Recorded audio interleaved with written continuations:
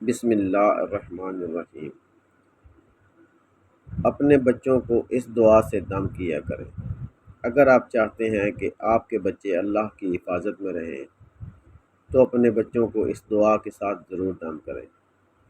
نبی کریم صلی اللہ تعالیٰ علیہ وآلہ وسلم سیدنا حسن اور سیدنا حسین رضی اللہ تعالیٰ عنہ کو ان الفاظ سے دم کرتے: اعوذ بکلمات اللہ التامۃ من کل شیطان و ہامۃ و من کل عین لامۃ۔